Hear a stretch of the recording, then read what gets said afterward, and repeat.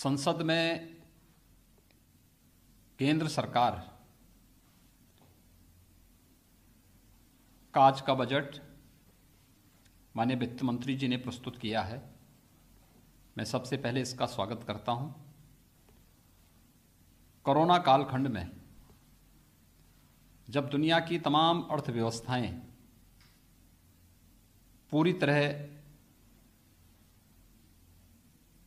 प्रभावित हुई हैं, उन स्थितियों में भारत के 135 करोड़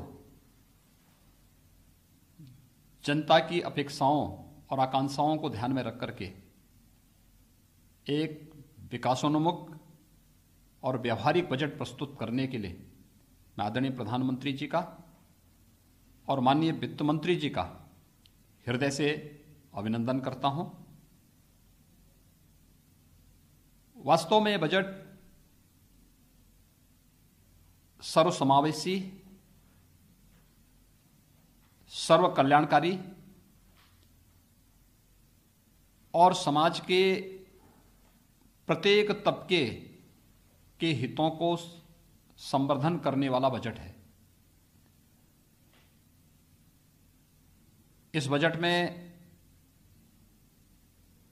किसानों के लिए, नौजवानों के लिए, महिलाओं के लिए,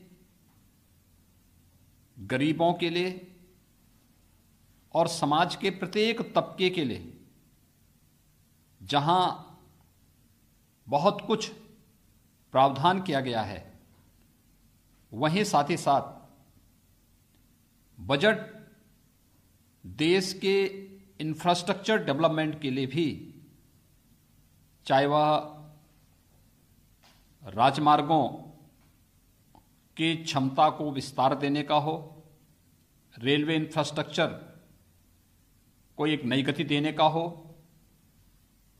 ऊर्जा क्षेत्र में व्यापक परिवर्तन लाने की दिशा में किए जा रहे नए प्रयासों की ओर पूरे देश का ध्यान आकर्षित करता हो, इंफ्रास्ट्रक्चर पर भी ध्यान देने का जो प्रयास हुआ है और स्वास्थ्य के क्षेत्र में तो आमूलचूल परिवर्तन करने के लिए राष्ट्रीय रोग नियंत्रण की दिशा से जिस प्रकार की कार्य योजना बनाई गई है, यह सभी अभिनंदनीय है। जल जीवन मिशन अब तक ग्रामीण क्षेत्र के लिए था, शहरी क्षेत्र को भी इसके साथ शामिल करना और जल जीवन मिशन को शहरी क्षेत्र के साथ जोड़ने के साथ ही शहरी क्षेत्र में और भी तमाम प्रावधान जो किए जा रहे हैं, ये सभी स्वागत योग्य हैं। खासतौर पर जो शहरी स्वच्छ भारत मिशन है,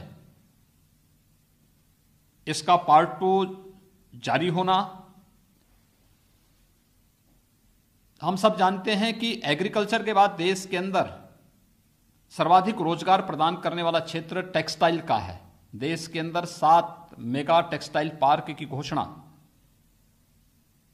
ये स्वागत योग्य है। ऊर्जा क्षेत्र में हाइड्रोजन एनर्जी मिशन की घोषणा, ये ऊर्जा क्षेत्र में आमूलचूल परिवर्तन का कारण बनेगा।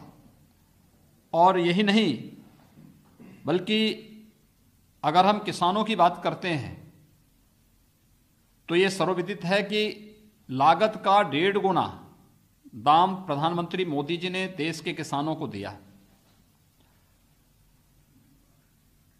1000 अतिरिक्त मंडियों को ई नाम के साथ जोड़ने की जो कार्रवाई हुई है, कार्रवाई की घोषणा हुई है, ये वास्तव में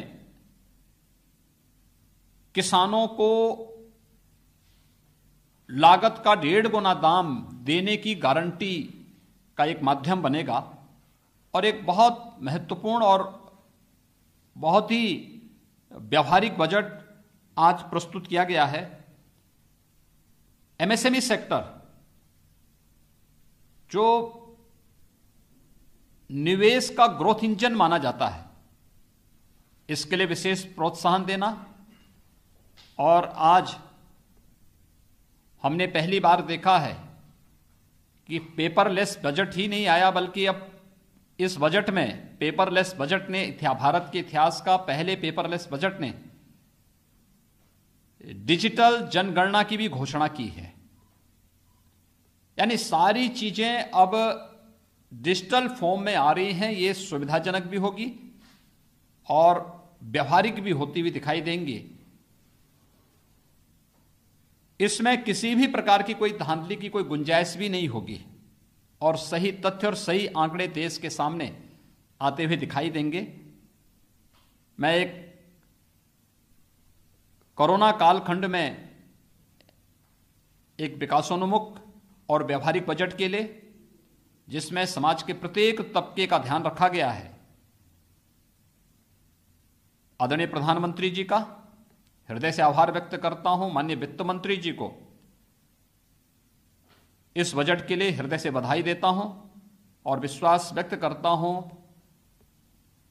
कि यह बजट नए भारत की नई अर्थनीति के अनुरूप आम जन की आशा और आकांक्षाओं का प्रतिनिधित्व करता हुआ दिखाई देगा। भारत को दुनिया की एक आर्थिक ताकत के रूप में प्रस्तुत करने का एक माध्यम बनेगा।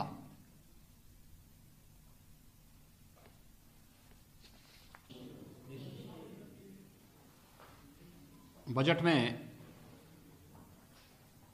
100 सैनिक स्कूलों को राज्य सरकारों के साथ या पीपी मॉडल के साथ बनाने की घोषणा अत्यंत स्वागत योग्य है।